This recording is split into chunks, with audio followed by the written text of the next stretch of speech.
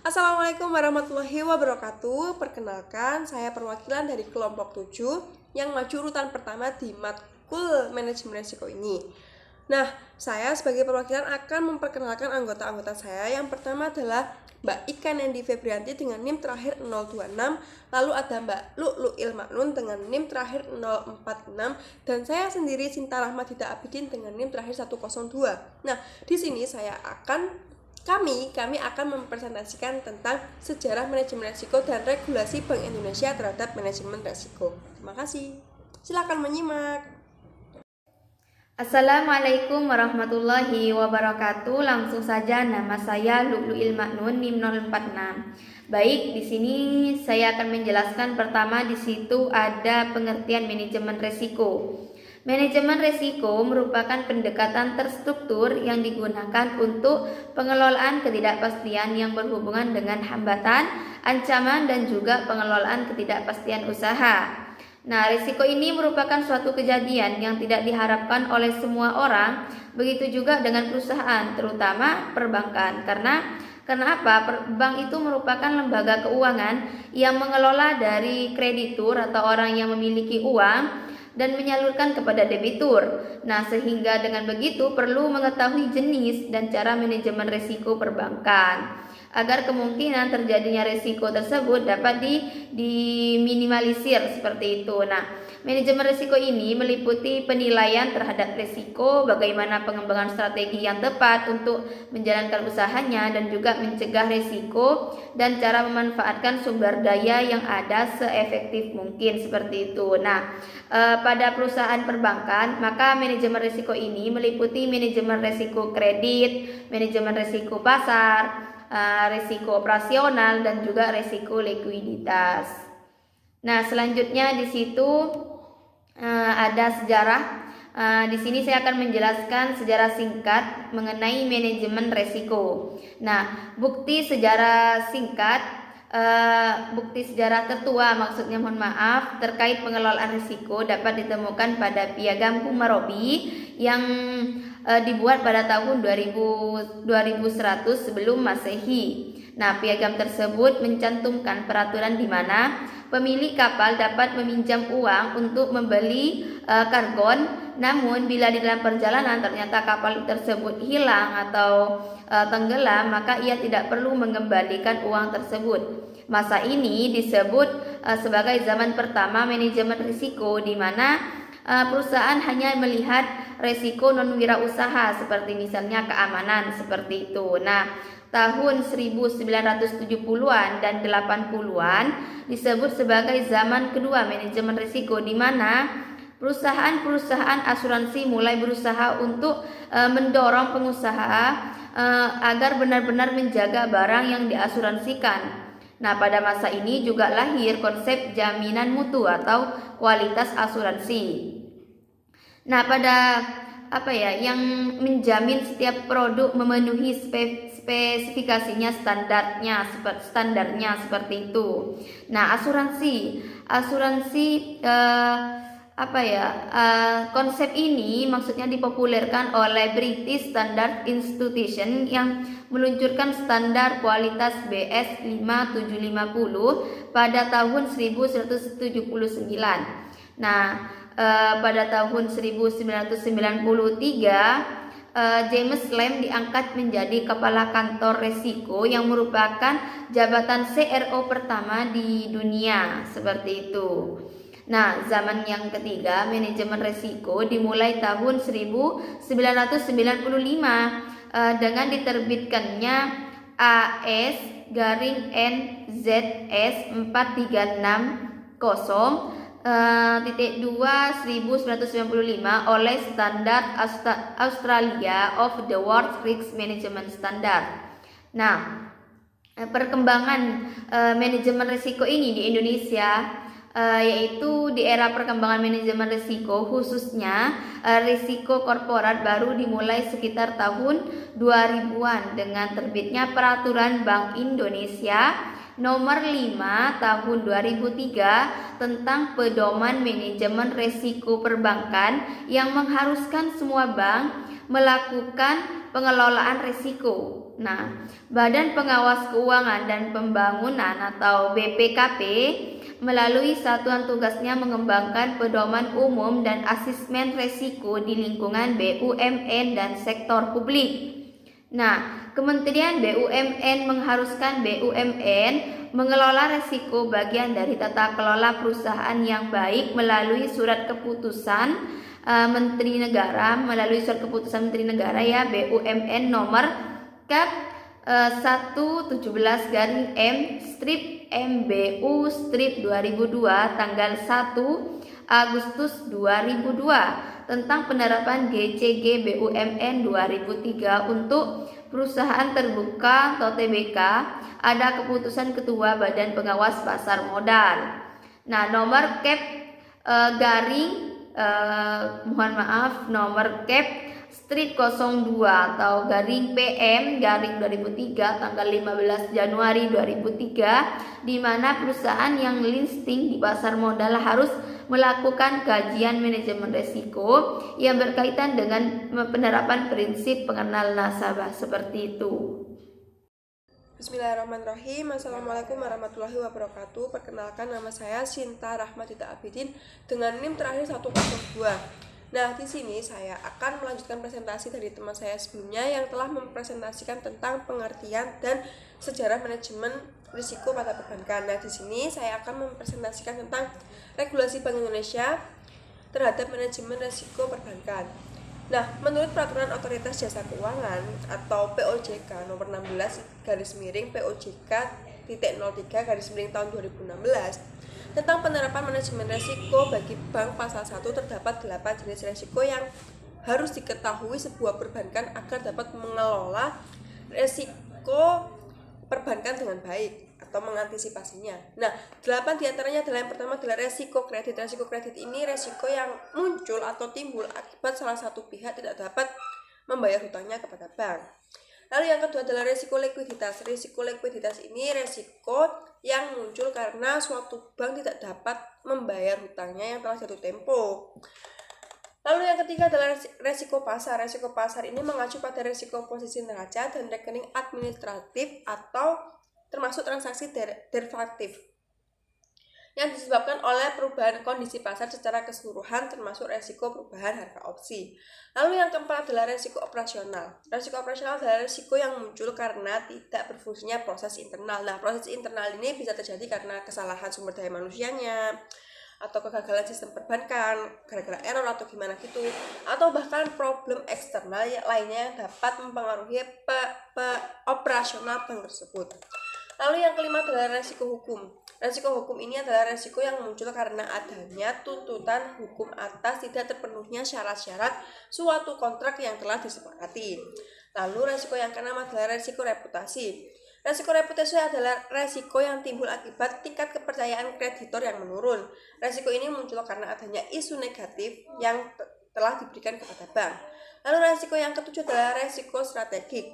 Resiko strategik adalah resiko yang terjadi akibat tidak tepatnya pengambilan keputusan atas strategi yang telah dibuat, atau juga bisa terjadi karena kegagalan dalam mengantisipasi perubahan lingkungan bisnis. Lalu resiko yang terakhir adalah resiko yang ke-8 adalah resiko kepatuhan. Resiko kepatuhan adalah resiko yang terjadi apabila bank tidak menaati peraturan perundang-undangan atau tidak taat terhadap ketentuan lain seperti kewajiban pemenuhan modal minimum. Nah, itu tadi 8 jenis resiko yang telah tercantum pada POJK dan semua bank itu harus tahu 8 jenis resiko tersebut. Nah, setelah mengetahui beberapa risiko yang terjadi pada perbankan, maka hal yang harus dilakukan atau cara mengelola manajemen risiko perbankan yaitu sebagai berikut. Ada 5 cara, yaitu yang pertama adalah identifikasi risiko tersebut. Jadi sebuah perbankan itu mengidentifikasi, perbankan kami itu sedang mengalami resiko apa dari 8 jenis tadi. Langkah pertama dalam pengelolaan manajemen risiko perbankan adalah dengan mengidentifikasi risiko yang terjadi. Hal ini perlu dilakukan agar dapat diketahui cara menangani risiko yang telah terjadi tersebut pada perbankan itu. karena tiap-tiap resiko penanganan atau penyelesaiannya pasti berbeda-beda. Lalu langkah yang kedua setelah identifikasi resiko adalah pengukuran risiko. Pengukuran ini hal yang dilakukan agar dapat diketahui seberapa besar dampak resiko itu terhadap operasional bank tersebut. Dengan begitu, perusahaan atau perbankan tersebut akan tahu mana yang akan diprioritaskan saat mengelola resiko serta strategi apa yang akan diambil untuk mengantisipasi atau memperbaiki resiko tersebut. Lalu langkah yang ketiga adalah pemantauan risiko. Pemantauan risiko atau risk monitoring merupakan proses pemantauan terhadap pelaksanaan manajemen risiko perbankan. Hal ini dilakukan untuk mengetahui sejauh mana keefektifan strategi atau langkah yang diambil dalam mengelola risiko. Jadi setelah identifikasi ada pengukuran, lalu yang ketiga adalah pemantauan, dan yang keempat adalah sistem informasi manajemen risiko. Nah, agar mempermudah audit, maka sistem informasi manajemen risiko ini dibentuk. Selain itu, tujuan lain dari sistem informasi ini tadi adalah untuk itu munculnya risiko akan dapat dengan mudah dan cepat terbaca. Sistem informasi manajemen perlu dibangun agar dapat menemukan kerugian potensial atau kerugian yang mungkin terjadi pada bank di masa depan. Lalu, langkah yang terakhir adalah pengendalian risiko. Jadi, langkah yang terakhir yaitu pengendalian risiko atau risk control. Nah, pada tahap ini, tindakan sebuah perbankan adalah untuk menyelamatkan perbankannya sendiri. Jadi tahap ini tindakan penyelamatan perusahaan atau perbankan dari kerugian yang telah terjadi. Ada beberapa cara alternatif pengendalian risiko, seperti menghindari risiko pasti ya, transfer risiko dan lain sebagainya. Risiko tidak perlu dihindari, akan tetapi risiko dapat dikelola, karena yang namanya risiko sih bisa saja terjadi ya, walau tanpa ujuk-ujuk bisa terjadi tanpa ada rencana. Nah, dengan ini resiko itu dapat dikelola. Dengan pengelolaan risiko yang benar, maka akan mengurangi dampak kerugian yang akan diterima. Seperti itu, terima kasih. Nah, materi selanjutnya akan diteruskan oleh teman saya yaitu Ika Nendi Febrianti. Assalamualaikum warahmatullahi wabarakatuh. Assalamualaikum warahmatullahi wabarakatuh. Saya Ika Nendi Febrianti, NIM 026. Di sini saya akan menjelaskan tentang keuntungan dan hambatan menerapkan manajemen risiko pada perbankan. Menurut Mauvel dan Reiser tahun 2002 bahwa manajemen risiko pada perbankan telah memberikan keuntungan, yaitu bank mempunyai ketahanan aset yang lebih lama, diterapkannya manajemen risiko pada perbankan, serta bank dapat memonitori berbagai informasi dengan sangat mudah sehingga dapat memprediksi berbagai kemungkinan dalam perbankan, baik dari kegagalan kredit bank yang dapat memberikan risiko yang mungkin dapat terjadi lebih maksimal.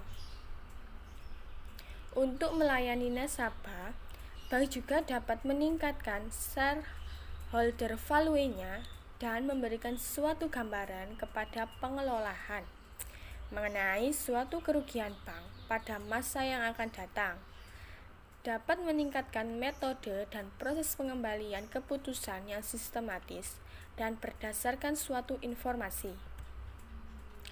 Penerapan manajemen risiko juga dapat digunakan untuk menilai risiko yang melekat, kegiatan usaha bank yang relatif kompleks, serta menciptakan infrastruktur manajemen risiko yang kokoh dalam rangka meningkatkan daya saing bank.